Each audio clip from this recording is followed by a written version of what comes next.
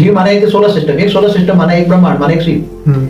तो अनंत कोटि, जैसे आप साइंस वाले बता रहे हैं हमारे ब्रह्मांड में अरबों सोलर सिस्टम है, तो अरबों ब्रह्मांड है, अरबों शिव है, तो एक शिव, तो अरबों शिव बराबर एक महाशिव होता है। ऐसे भी अरबों महाशिव बराबर एक परम महाशिव यूनिवर्स होते हैं। तो ये 5000 साल से ऊपर का ही क्या?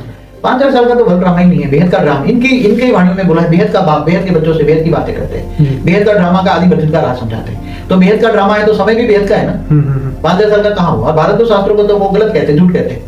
तो जो अज्ञानी है, छोटे छोटे अज्ञानी बच्चे होते हैं, प्राइमरी स्कूल में पढ़ने वाले बच्चे हैं, मैं तो उनको प्राइमरी स्कूल में केजी में पढ़ने वाले बच्चे हैं जिनको कुछ भी नॉलेज नहीं है, ऐसे अज्ञान रूपी अंधेरा फैलाया हुआ है। तो बाबूजी अभी जो साइंस डेवलप हो रहा है या आगे आने वाली दुनिया जो है, तो उसमें शिव, महाशिव और परम महाशिव के बारे में जो आप बता रहे हैं, तो वो सब प्रूफ होता जाएगा जो साइंस। वो तो आगे साइंस के साधन भी ऑलरेडी अथॉरिटी कर रहा है, सब उतार रहा है, इंस्पिरेशन देकर काम करा रहा है साइंटिस्टों से।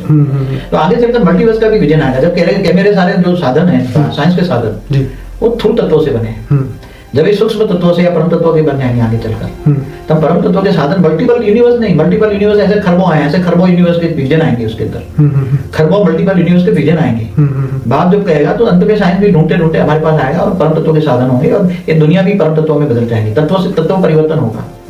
ये स्थूल तत्व धीरे धीरे तीन तत्वों में परम तत्वों से परिवर्तन। मतलब ये है कि शिव से आगे बहुत ज्यादा बड़ी दुनिया है। कुछ नहीं है, शिव तो इनिशियल स्टेज है। जैसे हमारे लिए जो शिव है, जैसे सागर में एक बूंद माने एक शिव, समझ में आए?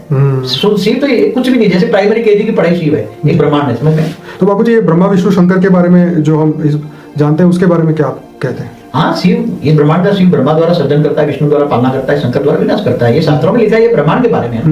मगर एक ब्रह्मांड, एक सोलर सिस्टम, एक सूर्य क्या है? कुछ भी नहीं। तो जैसे गैलेक्सी में देखो तो अरबों सूर्य है, यूनिवर्स में देखो तो अरबों गैलेक्सियां हैं। तो ऐसे ग्रेट यूनिवर्स में देखो तो ऐसे 10 के पीछे 500 जीरो लगा दो, इतने यूनिवर्स हैं। जिस प्रकार बाबूजी सूर्य को सूर्य देव कहते हैं, लेकिन साइंस वाले बता रहे हैं कि उससे 1 करोड़ गुना बड़ा एक और भी सूर्य है जो कि दूसरी गैलेक्सी में है। तो क्या उसे हम महाशिव कहेंगे, महासूर्य कहेंगे? देखो ऐसा है जी, सूर्य तो बड़े बड़े हमारी गैलेक्सी में मिलियन टाइम्स भी है और दूसरी गैलेक्सियों में बिलियन टाइम्स भी है। मगर उसको हम महासूर्य नहीं कहेंगे। सूर्य सूर्य रहता है, चाहे छोटे बड़े। जो रात को स्टार देखते हैं तो बड़े बड़े सूर्य भी हमारी गैलेक्सियों में बिलियन टाइम भी है और बिलियन टाइम दूसरी गैलेक्सियों में है। मगर सूर्य ही है। महासूर्य तो बीच में जो महाशिव है वही बीच में सेंटर पॉइंट में जो है वो महासूर्य है। महापरमधाम जिसको कहेंगे, महाअमर लोग कहेंगे। मगर वो परम तत्वों का बना है। महासूर्य कोई भी तत्वों का नहीं होगा।